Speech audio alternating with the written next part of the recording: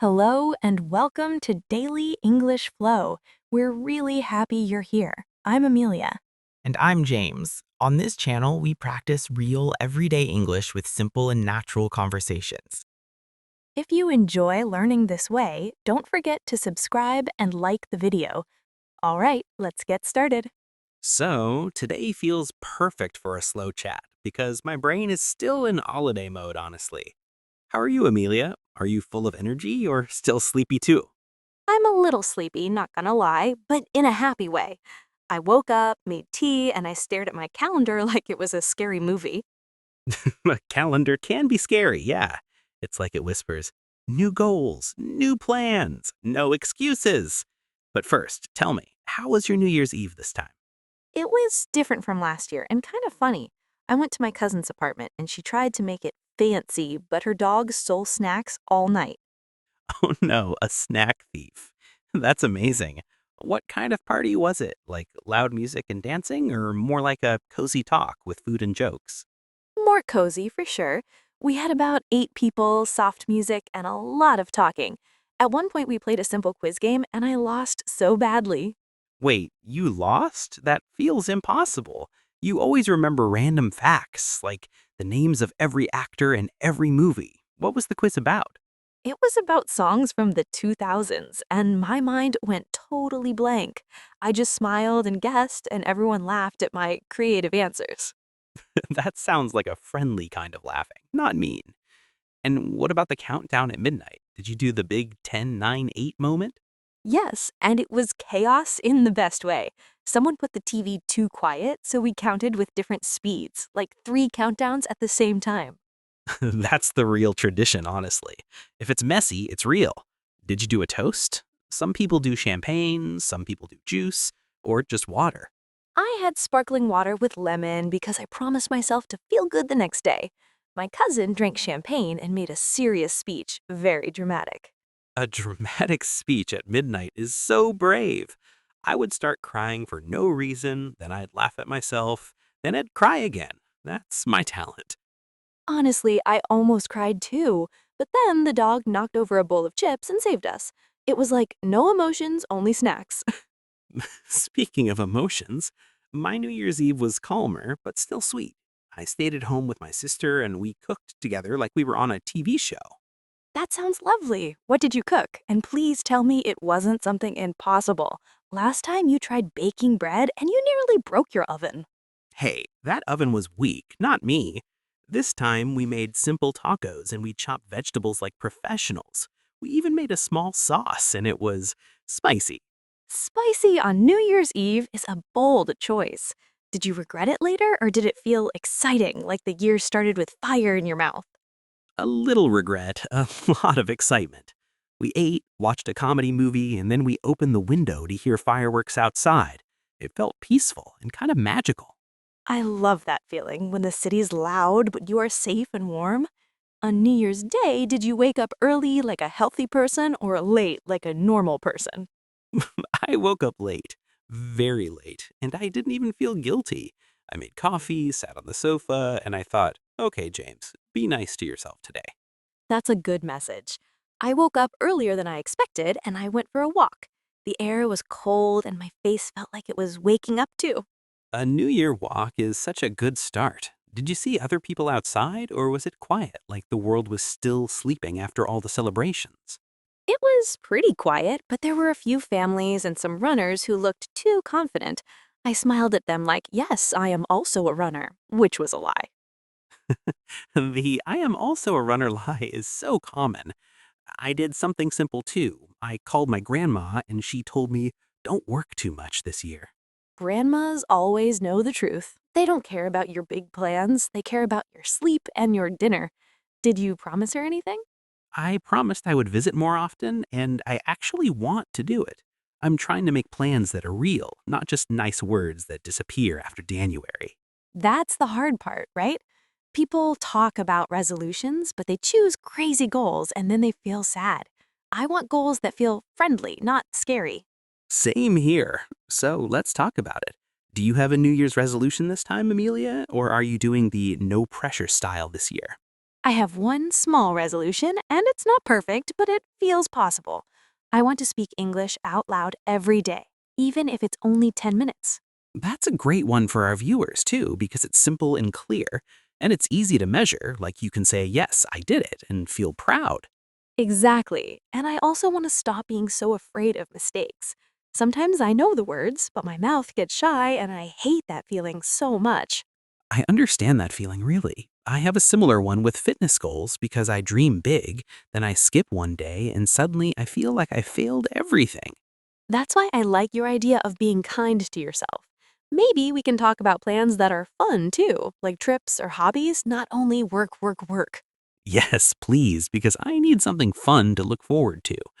I was thinking about a small weekend trip in spring, maybe to a lake town. Just 2 days and no stress. A lake town sounds beautiful already. Even just thinking about it makes me smile. I love places where time feels slower, where you can walk, breathe deeply, and forget about notifications for a while. Exactly. That's what I want. No big plans, no rushing, just waking up without an alarm and deciding things slowly. I think after this year, my brain really needs that kind of rest. Same year. Last year taught me that being busy all the time doesn't mean being happy. Sometimes it just means being tired with a nice calendar. That's such a good sentence. Tired with a nice calendar. I might steal that. Did last year change the way you think about work or life in general? Yes, a lot, actually. I learned that saying yes to everything sounds good, but it slowly eats your energy. This year, I want to choose better, even if it feels uncomfortable at first. That's very honest, and I think many people feel the same but don't say it. I'm trying to learn how to say no without feeling like a bad person. Oh, that's hard. I still feel guilty sometimes, but I remind myself that rest is not laziness. It's just part of being human, not a machine. Totally agree. And speaking of being human, do you have any fun traditions for the new year, like writing wishes, letters, or doing something symbolic? I do one simple thing. On the first evening of the year, I write 3 things I'm grateful for from last year. Not big achievements, but small moments that felt warm. That's really nice. What kind of moments did you write this time, if you don't mind sharing one example? One was a random coffee with an old friend. We met by accident, talked for hours, and I went home smiling like a teenager. It reminded me how important people are. I love that. Those unplanned moments are often the best ones. I don't really have a tradition like that, but maybe I should start something simple too. You should, but only if it feels natural. Traditions should feel like a hug, not homework. Maybe your tradition can be that spring trip you mentioned. A yearly spring trip. That sounds tempting. I like the idea of connecting the new year not only with January, but with the whole year ahead. Exactly, because January can feel heavy for some people. Cold weather, dark days, big expectations. It's okay to move slowly and warm up step by step. Yes, and I want our viewers to hear that clearly. You don't need to change your whole life on January 1st. You can start with small steps even in February. Or March, or any day, really. The calendar doesn't control your motivation. You do. And sometimes motivation needs sleep and snacks, not pressure. Snacks again, always snacks. But it's true. I think learning English is similar. People want to be fluent fast, but real progress comes from small daily practice. That's such a good comparison. 10 minutes of speaking every day is better than 2 hours once a month with stress and fear. Exactly, and that's why this channel exists. We want people to hear natural English, feel relaxed, and think, hey, I can do this too. And we also want them to laugh a little, because language learning shouldn't feel like punishment. It should feel like a conversation with friends. Speaking of friends, did you message many people on New Year's Day, or did you stay offline and quiet? I send a few messages, but I stayed mostly offline. I wanted to be present in my own life for one day without scrolling too much. That's brave. I tried to stay offline too, but I failed after lunch. Still, I didn't feel too bad about it. I'm learning not to be so strict with myself. That's progress already. Being gentle with yourself is a skill, and like any skill, it needs practice. I like that idea. Maybe my real resolution this year is to practice being kinder to myself, especially when things don't go perfectly. That's a beautiful resolution, James. And honestly, it sounds much more useful than wake up at 5 every morning and become a new person. Yes, those resolutions always sound dramatic and then disappear very fast. I prefer becoming a slightly better version, not a completely different one. Same. Growth doesn't have to be loud. Sometimes it's quiet, slow, and only you notice it at first, and that's okay. I think that's a perfect message for the new year. Calm growth, small steps, and enjoying the process, not only the result. Absolutely. And maybe one of those small steps can be listening to English podcasts like this one, without stress, just curiosity. Yes, listening, repeating, and not being afraid to sound funny sometimes. Because sounding funny is part of learning, and it makes great stories later. Very true. I still remember my old mistakes, and now they just make me laugh. At the time, they felt huge, but now they're just memories. And that's another New Year lesson. Today's worries might be tomorrow's funny stories. So maybe we can relax a little more. I like that thought a lot. It makes the future feel less scary and more friendly, like something we can walk into slowly. Exactly. Like opening a door instead of jumping through a window. When I think about the future that way, my shoulders relax a bit and I stop holding my breath. I know that feeling so well. Sometimes I notice I'm tense for no real reason, just because I think I should be doing more. The new year reminds me to check in with myself. That check in is important. I actually wrote a short note to myself on January 1st. Nothing deep, just a reminder that it's okay to change plans if they stop feeling right. That's very wise. Plans are tools, not rules. People often forget that and then feel trapped by their own goals, which is kind of sad when you think about it. Yeah, goals should help you, not control you. By the way, do you like making lists at the start of the year, or does that stress you out more than help? A little bit of both, honestly. I like short lists, maybe 5 things max. When a list gets too long, my brain just closes the notebook and walks away. Same here. Long lists feel like loud people talking at the same time. You don't know where to look first, so you just want silence. That's such a good description. This year, my list has simple things like reading before bed and cooking more at home instead of ordering food when I'm tired. Cooking more at home is a great goal and also very real. What kind of food do you want to cook more this year? Simple meals or trying new recipes? Mostly simple meals. I want cooking to feel calm, not like a test. Maybe soups, pasta, things I can change easily if I don't have all the ingredients. That sounds perfect for busy days. I tried cooking more last year and I learned that music helps a lot. When I put on music, I stop rushing. Oh, yes, music changes everything. Suddenly, even cutting vegetables feels creative. Sometimes I dance a little, but only when no one can see me. Same here. My dancing is very private and very bad, but it makes me laugh, and that's already a win for the day. Laughter is so underrated. People talk about success and productivity, but laughing during the day can completely change your mood.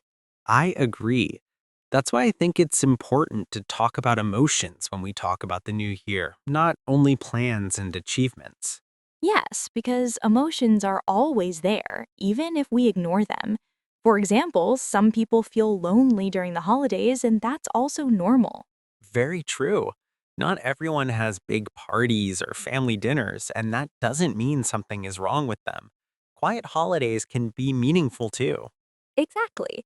I spent one New Year alone a few years ago, and at first it felt strange, but then it became very peaceful. I learned a lot about myself that night. That's beautiful. I think being alone sometimes helps us hear our own thoughts more clearly without noise from outside expectations. Yes, and it can help you understand what you really want, not what you think you should want because everyone else wants it. That's such an important difference.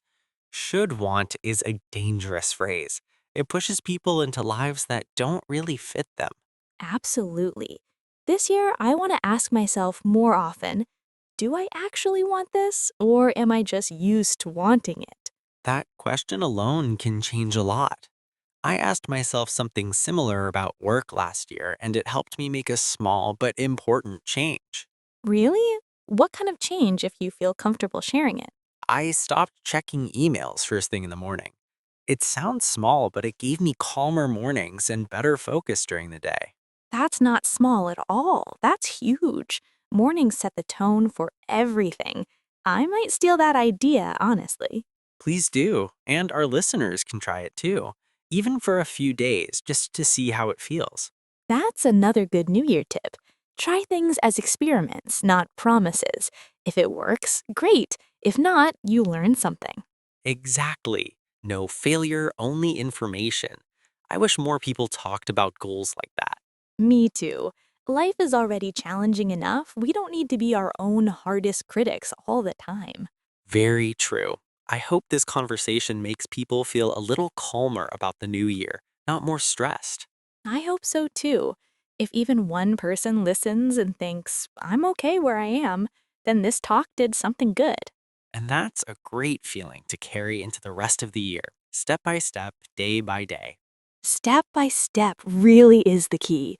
Big changes are made from many small moments that don't look special at first. I like thinking that every calm choice is already progress. Yes, and progress doesn't always feel exciting. Sometimes it feels boring or quiet. But later you look back and realize how far you've actually come. That's so true. I noticed that with my confidence. It didn't arrive suddenly, it grew slowly through small conversations, small risks, and many mistakes. Mistakes are such a big part of learning, especially with language. I want listeners to know that making mistakes in English is not embarrassing. It's necessary.